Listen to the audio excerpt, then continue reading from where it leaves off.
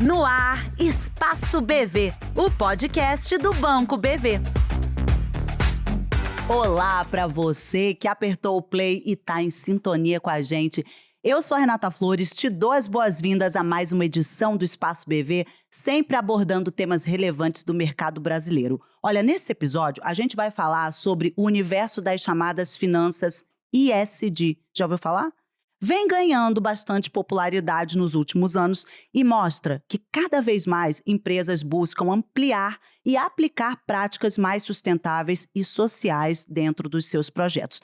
Hoje, a gente vai entender o que é a sigla ESG, ou, abrasileirando, ESG, significa e como é que esses tipos de operação vêm se colocando no mercado e muito mais.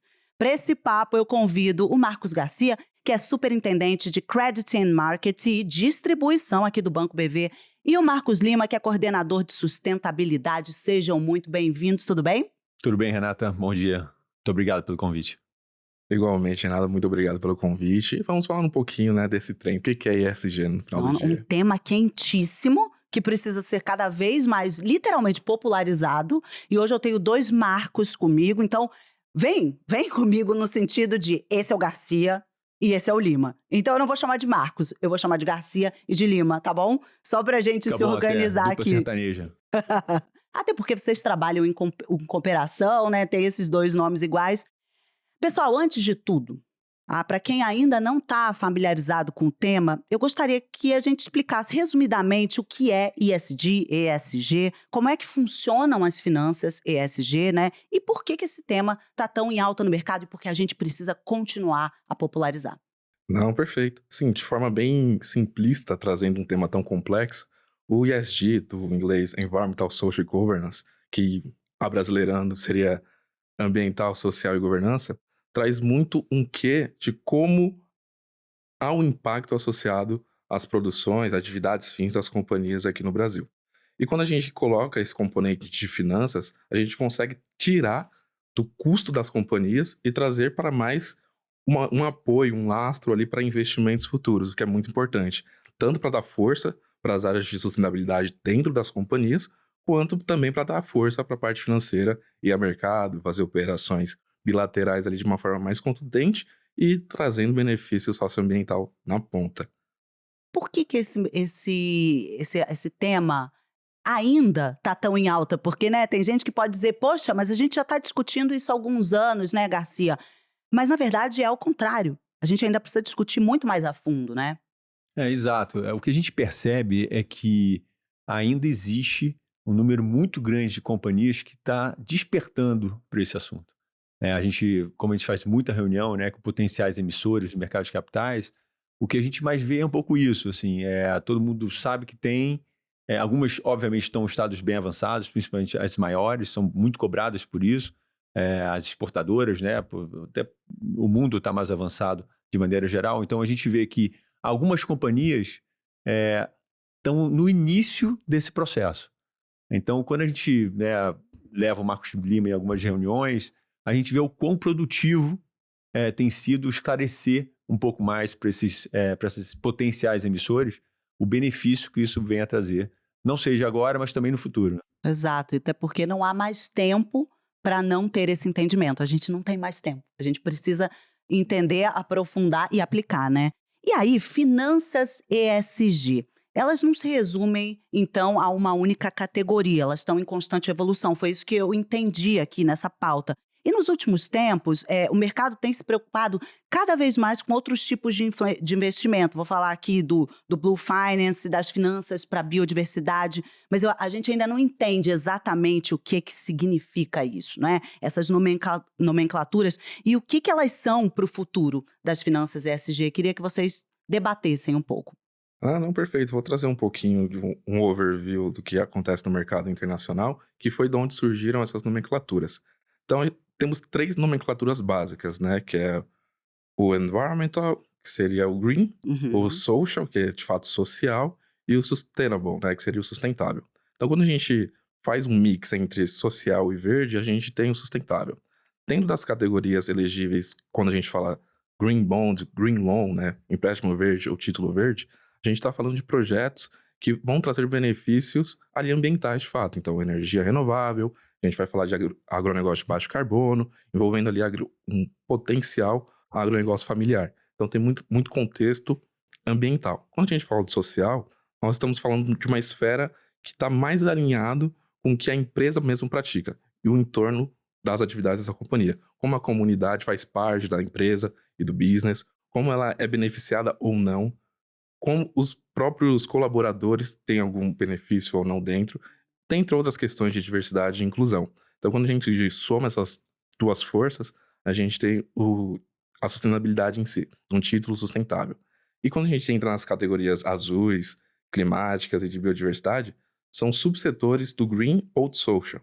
Tá? Então, a gente tem essa possibilidade de fazer amarrações. E olhando para mudanças climáticas, aumento do nível do mar, ou então, infelizmente, alguns eventos climáticos não comuns, a gente tem que olhar para a parte de blue com um olhar mais carinhoso, né? Então, como a gente consegue proteger a nossa costa, como a gente consegue proteger nossos recursos hídricos e afins. Então, é muito nesse contexto que climático, biodiversidade e blue se juntam, tá? Então, a gente está falando de saneamento, a gente está falando de floresta em pé, nós estamos falando também de transição energética. Então, tem um mundo aí que as empresas podem explorar derivado do que, de fato, eles fazem como meio produtivo, tá? Então, só foi esse... Mas foi um panorama importante essa divisão de cores. Para quem não está realmente familiarizado, acho que ajuda bastante a entender, né, didaticamente o que significa não só a sigla, mas aí a gente vai entendendo a importância para as empresas. Esse tipo de financiamento, esses tipos de financiamento tiveram um grande salto nos últimos anos, a gente sabe disso, principalmente desde 2021. Lima, na sua opinião, por que as empresas têm buscado mais esse tipo de financiamento sustentável? Então, eu creio que tem duas vertentes principais, né? Uma é que, de fato, as empresas estão colocando ESG no core business, e outra também que, para certos tipos de estruturas, é necessário a gente colocar o componente ESG, porque vai ser mais bem quisto no mercado internacional. Sim. Quando você for fornecer. No mercado local, tem assets que já têm alguns compromissos de comprar alguns papéis relacionados a isso, e também a gente tem os bancos multilaterais que fomentam essas práticas dentro dos bancos nacionais. Então, para que o banco consiga ter uma linha, assim como nós fizemos em 2019, um Green Bond para acessar essas linhas, para gerar funding, para a gente conseguir fazer o nosso produto solar, né, mais especificamente, o mercado também enxergou que é necessário. Então, teve a parte boa, que está acontecendo mais naturalmente, porque há negócios a serem feitos, e tem a parte não tão boa, que é derivado das catástrofes que a gente viu, né? Covid e as questões climáticas que está tocando a todos aí nesse momento. Exatamente. E aí, Garcia, eu me pergunto, e do lado dos investidores? Como é que está essa procura? Então, eu acho que a gente pode remeter à nossa pessoa física, né? Todos nós começamos a conscientização como? Fazendo, primeira coisa, acho que foi a coleta seletiva de lixo, né? Você separar o seu lixo e tal, né? E o que a gente vê agora é que já está no segundo estágio, né? Tem muitos investidores que estão olhando assim, bom, eu faço isso em casa, o que eu posso fazer mais?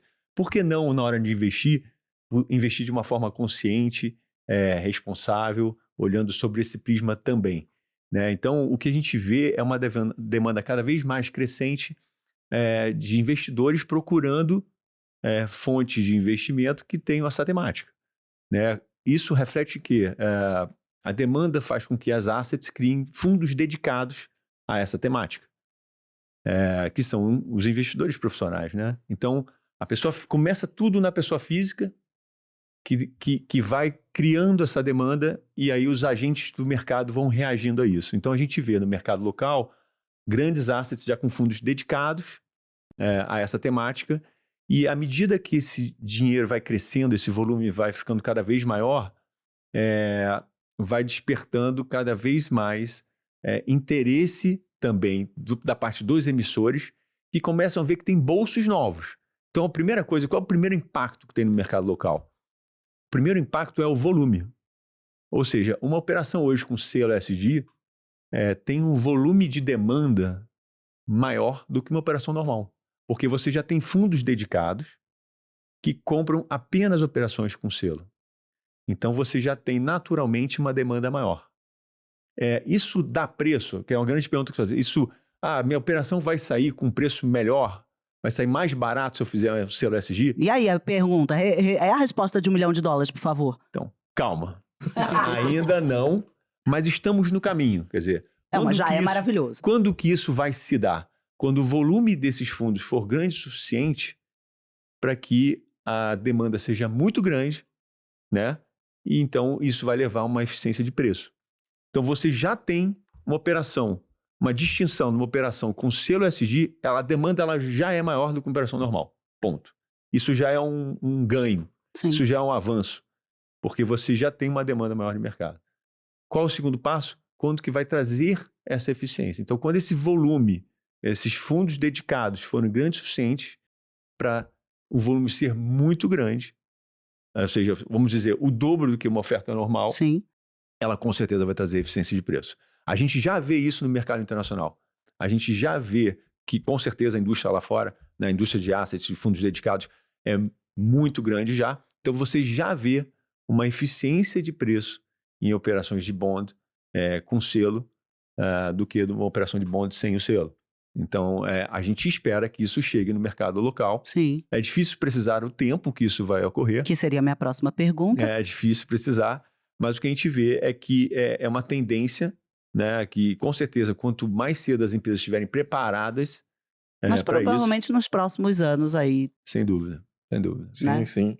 Pensando que o mercado internacional, segundo os dados da Environmental Finance, diz que esse mercado de green bonds, green loans, no mundo inteiro já circula 4,2 trilhões de dólares.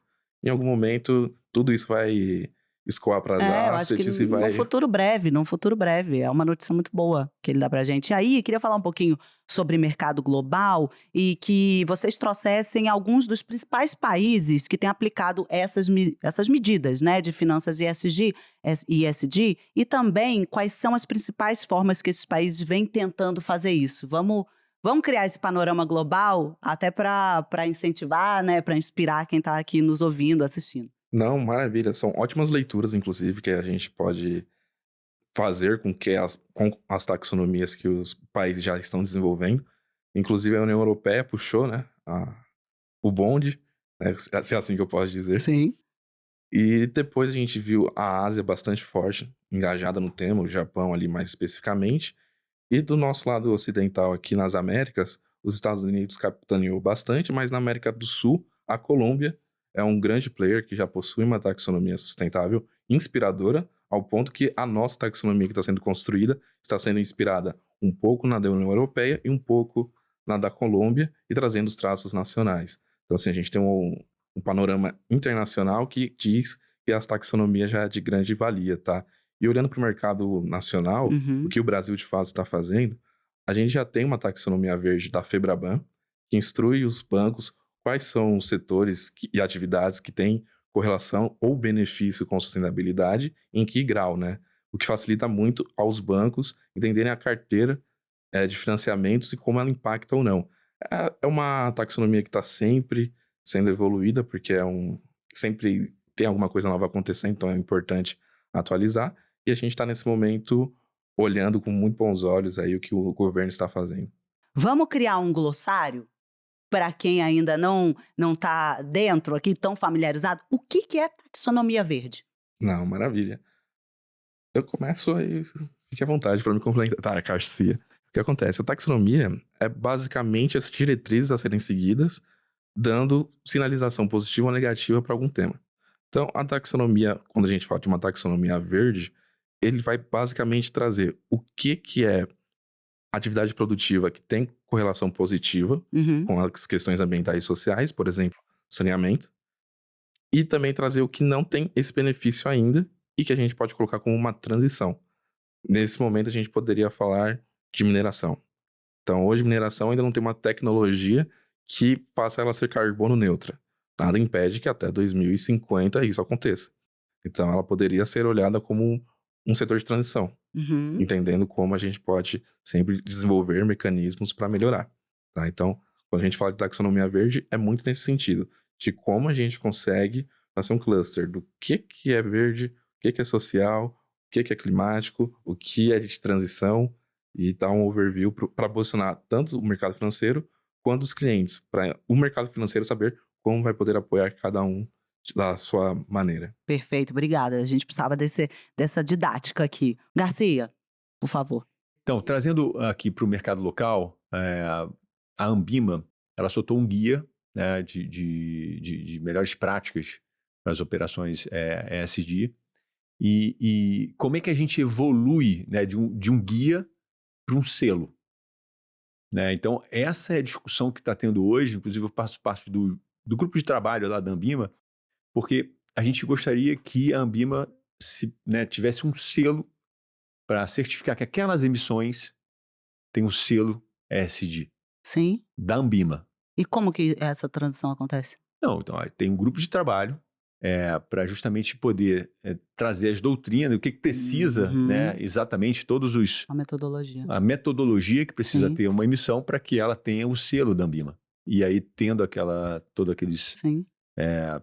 pontos, você então pode, a Ambima vai dar o selo dela de que aquela operação é uma operação ESG. Então, isso é uma futura evolução que está para acontecer, porque até mesmo o investidor vai falar assim, pô, então essa é uma operação ESG. Fica um selo da Ambima comprovando, de uma forma né? muito mais clara para todos os agentes, né, comprovando que aquela é uma operação ESG. Passo seguinte, cria-se um ranking, por exemplo,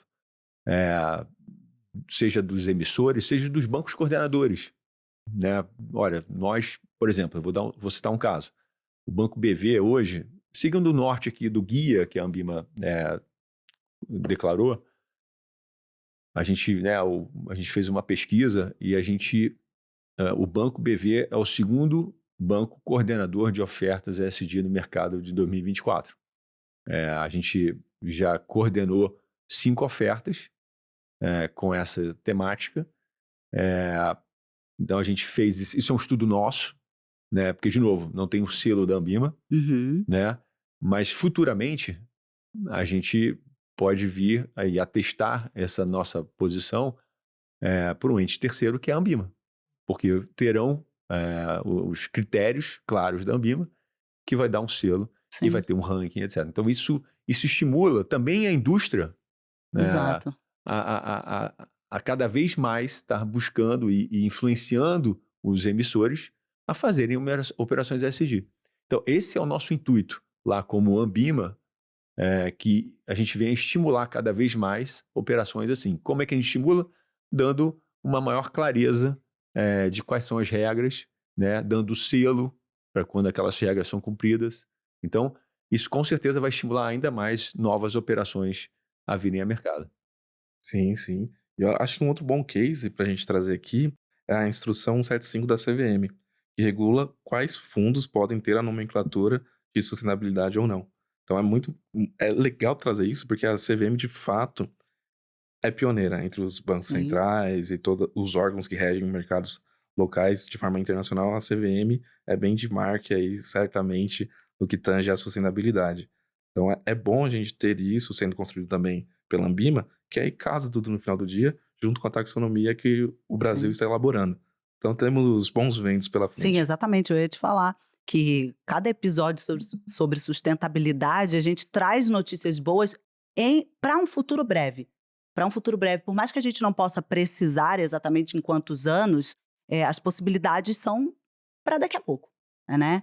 E aí, vamos falar, já que você trouxe, Garcia, vamos falar um pouco sobre o Banco BV? O que vocês podem destacar sobre produtos, sobre iniciativas que vocês têm para promover as finanças sustentáveis, né? Como é que o BV tem investido nessa agência e também quais são as expectativas para os próximos anos, que isso é inevitável aqui a gente fazer essa pergunta, né? Sim, não, maravilha.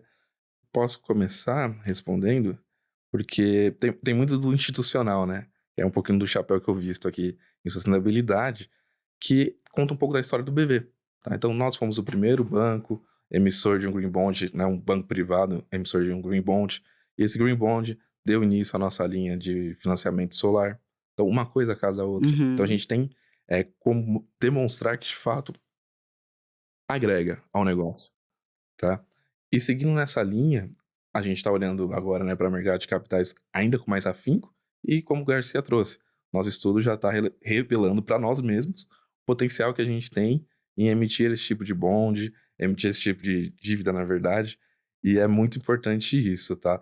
Do outro lado, como a gente está se estruturando para receber esses clientes que vão ter a necessidade de emitir esses bons, esses títulos aí no mercado. A gente colocou aqui dentro de casa, todo banco está trabalhando, né? Então não é a área de sustentabilidade, não é a área de sustentabilidade mais DCM ou DCM mais sustentabilidade, é a área de captação, é a área de produtos. A gente está vendo como absorver essas demandas dos clientes. Então, para isso, a gente criou a consultoria ESG do banco, para que quando o cliente chegar, a gente converse com ele, porque o BV tem já essa bandeira de ser um banco relacional, Sim. e se aproveitando de forma positiva dessa bandeira relacional, a gente tem muita abertura com os clientes, para entender o momento deles, para entender o que eles estão querendo fazer de sustentabilidade para suas metas 2030, assim como o BV tem, para suas metas 2050, como alguns possuem. E para isso requer financiamento. E para esse financiamento acontecer, a gente tem que estruturar alguns documentos para eles, seguindo o guia da Ambima, tá? Então, só para dar um overview, a gente constrói junto com o cliente um framework de finanças sustentáveis, que é ali onde a gente conta a história da companhia e aonde eles vão fazer uso do recurso, e passa com um validador terceiro, que é um second par opinion, um parecer de segunda opinião, que comprova que o que foi construído entre BV e cliente tem adicionalidade positiva. Que aí, quando isso está construído, e o time do Garcia desenvolve o produto certo, a roupagem correta, a gente vai ao mercado e esses títulos têm mais apelo, têm mais procura, como o Garcia já trouxe. Posso fazer um merchan aqui? Assim, o Marcos Lima, ele tem uma arte. Porque o que a gente mais vê nas companhias é que, assim, existe uma vontade do financeiro em fazer uma emissão assim, e existe dentro dessa mesma companhia uma área de sustentabilidade, que não necessariamente tem uma interlocução tão fluida. Muitas vezes, assim, a solução está muito próxima ali e eles não estão vendo ou não se falam, enfim. E o Marcos Lima tem esse poder. Realmente, assim, a gente leva ele em muitas reuniões e ele consegue, ele tem a cabeça, né, das duas áreas, então ele consegue fazer essa junção para que isso se dê da melhor forma possível dentro da companhia. Então, para você, CFO, para você, companhia que quer entender um pouco mais, vamos marcar um bate-papo aqui com o Marcos Lima, porque é espetacular. É o cara super didático e eu acho que vocês não vão se arrepender. No mínimo, vai ser uma conversa super interessante. E que é aquilo que a gente trouxe. Muito bom que o Garcia trouxe isso, porque é o que a gente estava falando lá no início, né, da nossa pauta aqui. É urgente, independente do tamanho da empresa. Eu tenho discutido esse assunto com executivos de muitas corporações. E independente do tamanho da sua empresa, para o pequeno, para o médio, para o grande empresário, o assunto ESG não tem mais tempo de ficar de fora da sua pauta, né? Então, foi muito bom você ter trazido isso. E aí, Garcia, vou puxar para você. 2024 tem sido um ano com bastante destaque para as emissões, e isso é fato. Nós temos bons números e destaques nessa frente, por exemplo, no mercado local, que você pudesse contar agora para a gente? Exato, é um pouco que eu já comentei antes, assim, hoje a gente vê, de fato, o 2024 tem se mostrado o ano mais forte desde então, com emissões com selo, ESG. A gente estima que até final de abril tenham sido 26 bilhões de reais de emissões. Hoje a gente participou de 6,2, então como a gente comentou aqui, pelas nossas observações, nós somos o segundo banco em termos de coordenação dessas operações. E eu acho que a gente inclusive tem, não posso divulgar nomes, mas a gente tem uma outra operação por sair aí de volume substancial. E temos um pipeline muito interessante. Então, tudo leva a crer que 2024 vai ser o ano recorde de emissões no mercado local. Ainda assim, parece que no internacional também. Mas temos que ver se o mercado lá fora vai...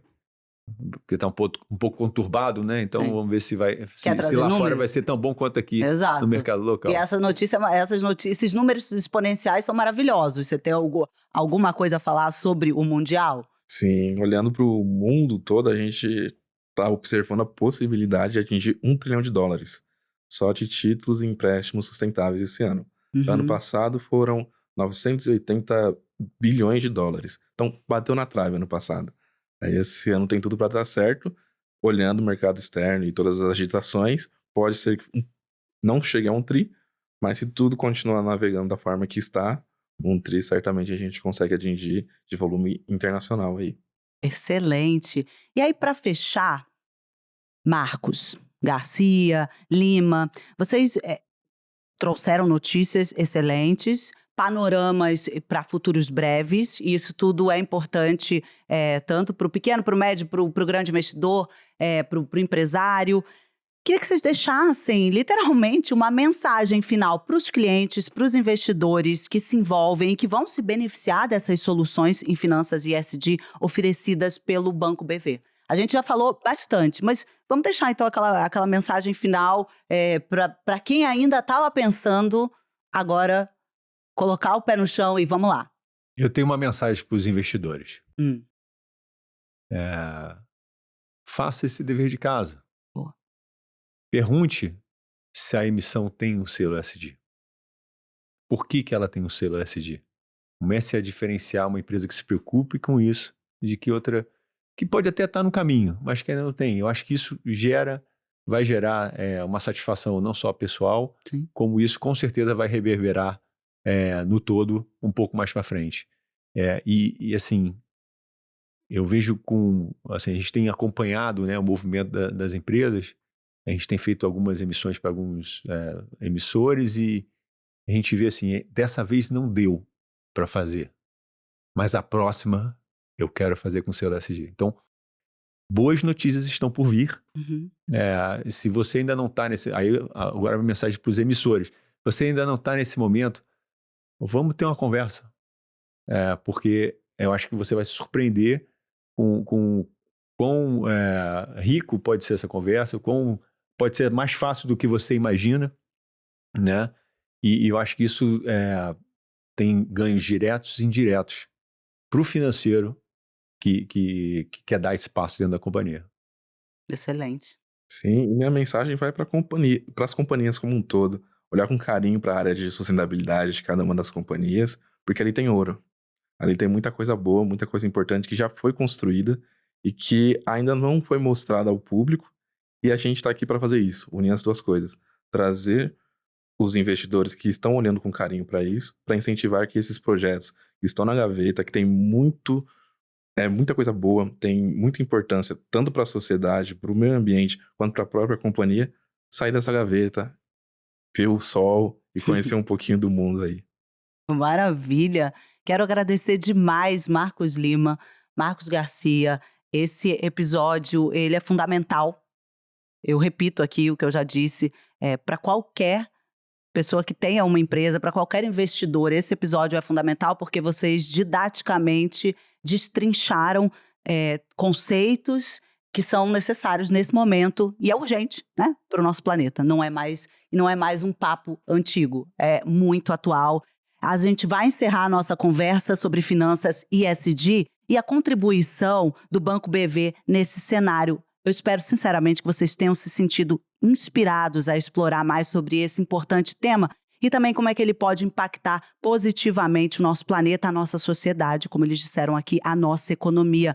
Você encontra muito mais informações sobre economia e finanças, incluindo os financiamentos ESG nas redes sociais, buscando pelo @BancoBV ou então acessando o nosso site bv.com.br. Te espero no próximo episódio. Você ouviu Espaço BV, um podcast do Banco BV.